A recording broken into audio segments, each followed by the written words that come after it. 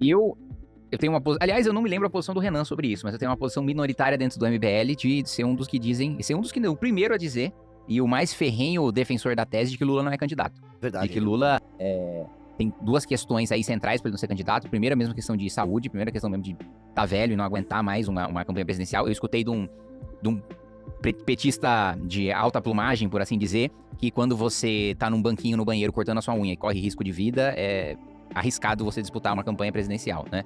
Falando sobre o Lula. E o outro aspecto é dele não arriscar de agora. Ele tá mais preocupado com a biografia, de como ele vai fechar a história dele, do que com o poder.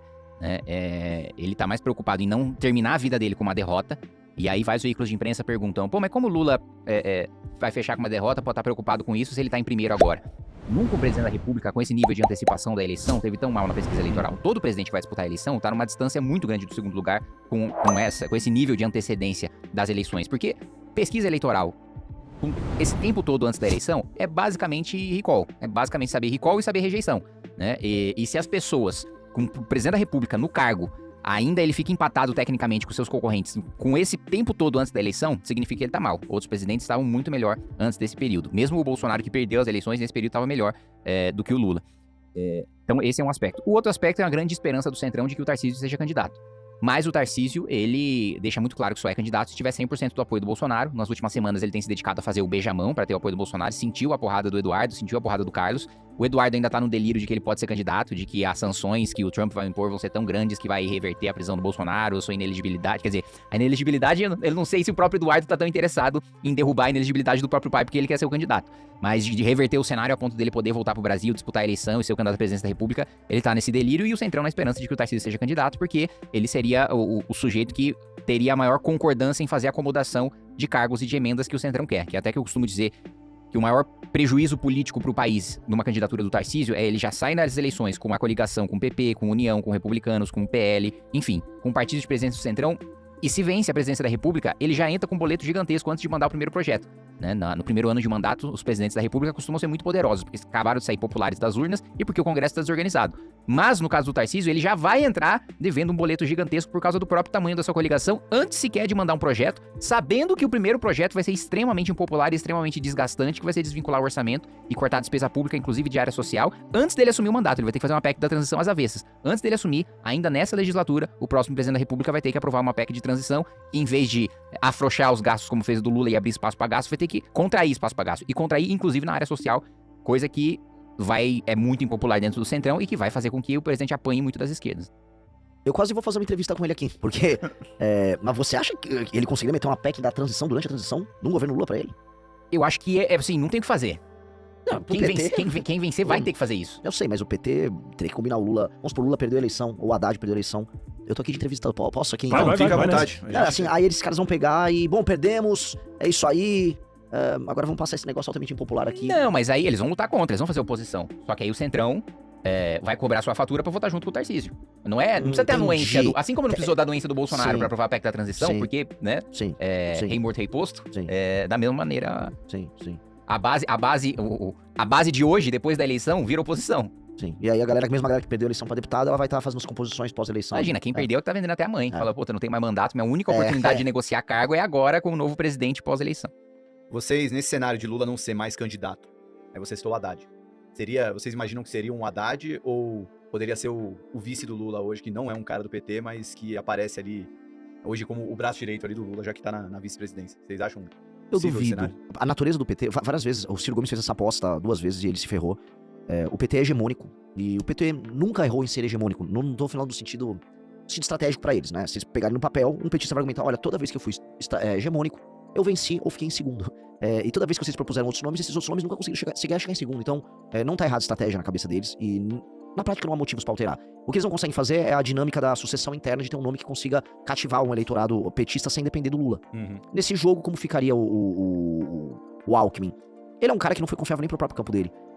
Eles entregariam pro PSB uma prerrogativa de liderança nesse processo, com eleitores no Nordeste votando num partido que já tem uma existência, vamos dizer, e vitórias eleitorais recorrentes nos estados do Nordeste. Não me parece inteligente. A relação do PSB com o PT, por exemplo, em Pernambuco, ela é, no mínimo, conturbada.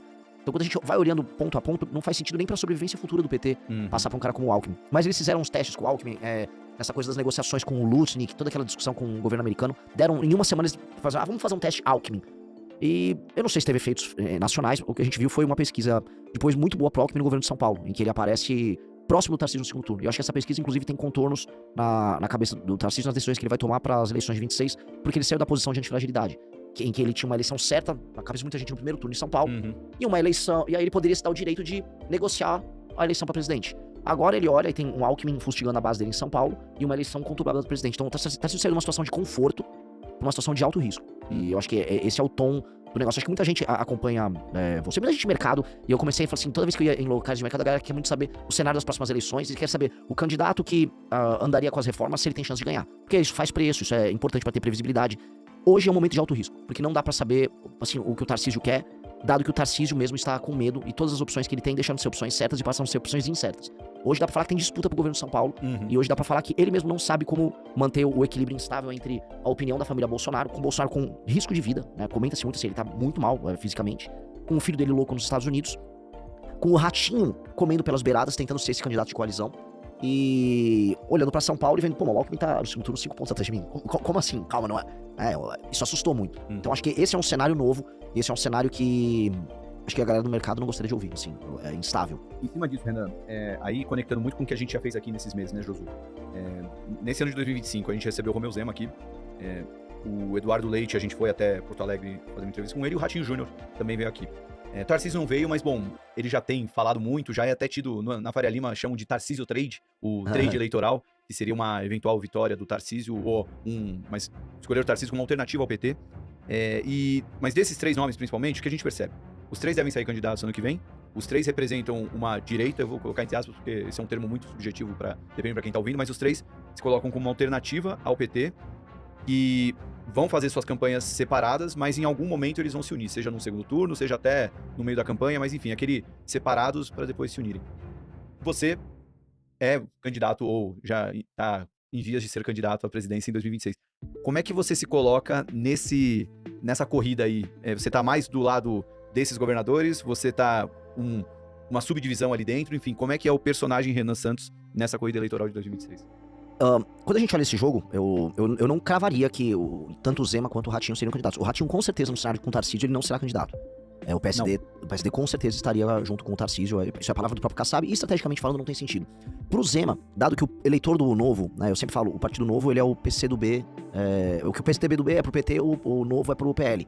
Ele é um satélite que depende da estratégia macro, dado que o eleitor dele, no fundo, é um eleitor bolsonarista. Você ainda tem um resquício de um eleitor de, vamos dizer, classe média alta, com uma boa formação, que gosta do Novo, mas isso foi passando.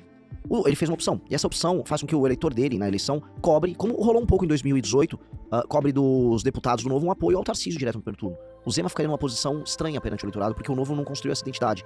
Então, seria bom para a marca do Novo, falando aqui como um consultor deles, que eles tivessem um candidato a presidente da República para fazer deputados. Mas eles não construíram identidade. Logo, o próprio eleitor deles, que eles tiveram nos últimos anos, basicamente a principal pauta dos deputados do Novo e do Partido Novo foi anistia, a pauta dos bolsonaristas. Eles vão falar, tá bom, até voto no teu deputado, mas meu presidente é do PL, então eu acho que eu vou votar no cara do PL. Tira a candidatura, então é uma candidatura que acabaria não fazendo sentido. Nesse sentido, talvez pro Novo, o ideal é ser parte dessa coalizão, que eu acho que eu imagino que eles estão fazendo no cenário com o Tarcísio, e aí o Zema negociar um ministério, participar da campanha já como parte disso. Porque o desenho, e isso era uma das demandas originais do Tarcísio para a formação desse bloco, era de ter o menor número de candidatos possíveis no primeiro turno. Ele já chegar com um clima de segundo turno. Você fala, já vamos matar essa bagaça no primeiro turno. E aí, nesse sentido, a gente entra como um grupo completamente fora do combinado.